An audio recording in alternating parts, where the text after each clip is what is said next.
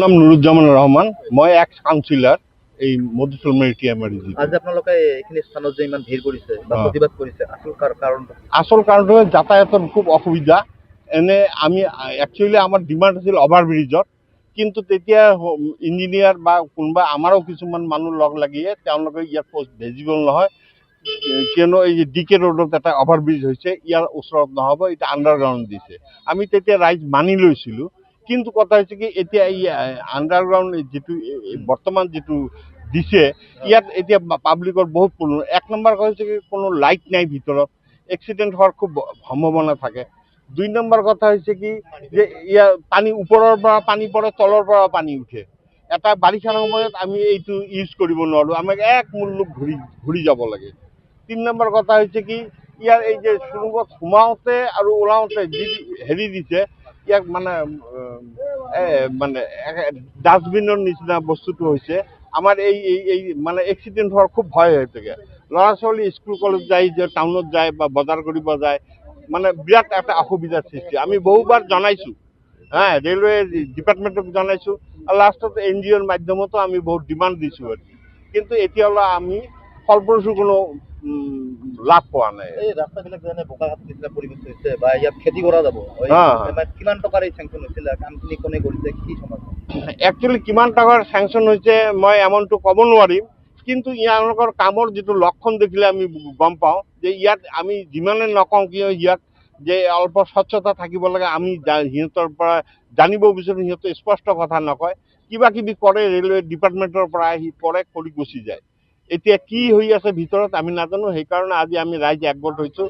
আমি NGOৰ মাধ্যমত তেওঁলোকেও কমপ্লেইন দিছোঁ যে এইটো আমাক ভেৰিফাই কৰি ইয়াত কি ইষ্টিমেট আছে নাই, কি টকা চেংচন হৈছে হোৱা নাই। কামখিনি কোনে কৰিছে? আলিপুৰদুয়াৰেৰ পৰে কন্ট্ৰাক্টৰ আহে, নাম আমি কব নোৱাৰো, কাক দিয়ে কেনেকৈ কম। একচুৱেলি মিষ্টাৰ ৰায় বুলি যে নাম ক'লে, জুনিয়ৰ ইঞ্জিনিয়াৰ, তেওঁৱে ক'ব পাৰিব। আৰু তেওঁলোকে আমি জানো এইবিলাক সৰু সুৰা কাম হয়তো টেণ্ডাৰ নহয়, এইবিলাক মিউচুৱেল আণ্ডাৰষ্টেণ্ডিঙতে এওঁলোকৰ কামবিলাক ৰেল বিভাগৰ সেইকাৰণে আজি অসুবিধাৰ সৃষ্টি হৈছে।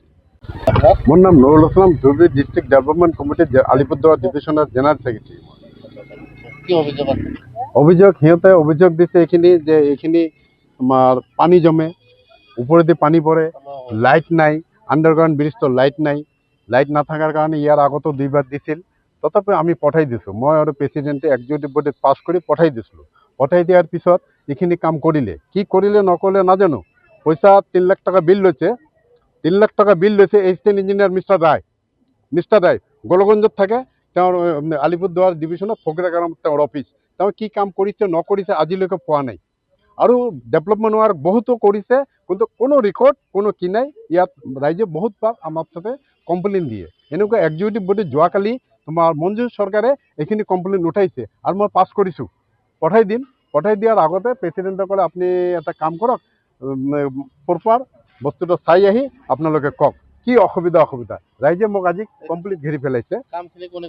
কামখিনি কৰিছে মিষ্টাৰ ৰায়, তেওঁৰ এটা ওন ৰিলেটিভ দি কাম কৰিছে। এইখিনি কাম ৰিপেয়াৰিং কাম কৰিছে, আৰু এইটো কৰিছে তোমাৰ সুদাময় দেৱনাথ যেতিয়া কৰে, মই কৈ গৈছিলোঁ ইয়াৰ আগত 2005 চনত যেতিয়া এইটো চেংচন হোৱা নাই, ৰুনুহঁতে, ৰমজান ভাই, ফজলুল উকিল, শাহজাহান উকিল, সিদ্দিক উকিল মোৰ তাতে গৈছিল। তেতিয়া মই নতুন ছেক্ৰেটাৰী 2016-17 2016-17 মই ছেক্ৰেটাৰী। তেতিয়া সিহঁতে এনেকৈ কমপ্লেইন, এইটো আণ্ডাৰগ্ৰাউণ্ড ব্ৰিজ দিব লাগে, অভাৰব্ৰিজ দিব লাগে। তেতিয়া তাৰ মানুহ আহি ইঞ্জিনিয়াৰৰ লগত, ৰুনুৰ লগত কথা কৈছিল। তেওঁ আমাৰ এক্সিকিউটিভ বডিৰ মেম্বাৰ, তেওঁৰ লগত কথা কৈছিল অভাৰব্ৰিজ নহ'ব, ইয়াত হ'ব লাগে তোমাৰ আণ্ডাৰগ্ৰাউণ্ড ব্ৰিজ। দুইজন মানুহ কৈছে, নাম নকওঁ। আপোনালোকে এক্স MLA এটা আৰু এটা বৰ্তমান এক্স MLA আছে, চেয়াৰমেন ভাইচ চেয়াৰমেন গৈ DRMৰ তাতে গৈ GMৰ তাতে গৈছে, গৈ অভাৰব্ৰিজ নালাগে, আণ্ডাৰগ্ৰাউণ্ড ব্ৰিজ কৰি দিয়ক। তাৰ পৰিপ্ৰেক্ষিতে ইঞ্জিনিয়াৰ ৰুনুৰ লগত কথা কৈছে যে নাই ইয়াত আণ্ডাৰগ্ৰাউণ্ড হ'ব লাগে। আমাৰ ডিমাণ্ড আছিল অভাৰব্ৰিজত, কিন্তু ইয়াত মিনিমাম পাৰ ডে মিনিমাম 6-7 হাজাৰ মানুহ। ৰেল বিভাগৰ আণ্ডাৰত কাম নেকি? এইটো ৰেলৰ কাম, railway division, Alipurduar division, Alipur division. ইয়াৰ মানে দেখা চোৱা এছিষ্টেণ্ট ইঞ্জিনিয়াৰ মিষ্টাৰ ৰায় গোলগঞ্জৰ আছে, তেওঁ কাম কৰে। কিন্তু তাও কাম কৰে, তেওঁ পাৰ্চনেল কেইটা ঠিকাদাৰ দি কাম কৰে ইয়াত। মানে ধৰা আত্মসাৎ কৰিছে নেকি কামখিনি? হা? ধন আত্মসাৎ কৰিছে নেকি কাম খৰ দৰকৈ কৰিছোতো। ইয়াত মানে মই কৈছোঁ যে এইটো লাইট কৰি দিয়ক, কমপ্লিট এইটো ৰিপেয়াৰিং কৰি দিয়ক বোলে ৰুণু আৰু মঞ্জু বাই কৈছে এক্সিকিউটিভ বডিৰ মিটিং ইয়াৰ আগত 26/10।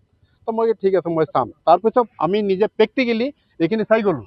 চাই যোৱাৰ পাছত মই আহিছিলোঁ, প্ৰেচিডেণ্ট আহিছিল, ভাইচ প্ৰেচিডেণ্ট মাধৱ পাল, তোমাৰ ভাইচ প্ৰেচিডেণ্ট আছিল JP মজুমদাৰ, হবি প্ৰধানী আৰু ৰঞ্জিত ঘোষ। কিমান টকাৰ খেলি মেলি হৈছে এই কামখিনিত? এইখিনিত মিনিমাম সিহঁতে 10 লাখ টকা চেংচনৰ খেলি মেলি কৰিছে এই ৰিপেয়াৰিঙত। মিষ্টাৰ ৰায়, জুনিয়ৰ ইঞ্জিনিয়াৰ মিষ্টাৰ ৰায় ৰিপেয়াৰিং কৰিছে। আজি দেখোঁ যে এনেকুৱা অৱস্থা, সিহঁতে কালি উঠাইছে কথাখিনি। মই লাজ পাইছোঁ যে মই দিছোঁ ইষ্টিমেট গৈছে মোটামুটি কাম কৰা বুলি, এতিয়া সিহঁতে কয় যে কাম কৰা নাই। কালি তেখেতে মোক এটাক কৰিছে, মঞ্জু চৰকাৰে মোক এক্সিকিউটিভ বডিৰ মিটিঙত কাম নকৰি কিবা ধন আত্মসাৎ কৰিছে নে? আত্মসাৎ কৰিছোঁ। চব মিষ্টাৰ ৰায় তেনেকুৱা ঘটনা ধুবুৰীত কৰিছে। পুৰণা এজেন্সি দি কাম কৰিছে, কাম কৰাৰ পিছত এইখিনি কমপ্লেইন দিছোঁ, কমপ্লেইন দিয়াৰ পিছত এইখিনি তেওঁ মেনেজ কৰি ল'লে।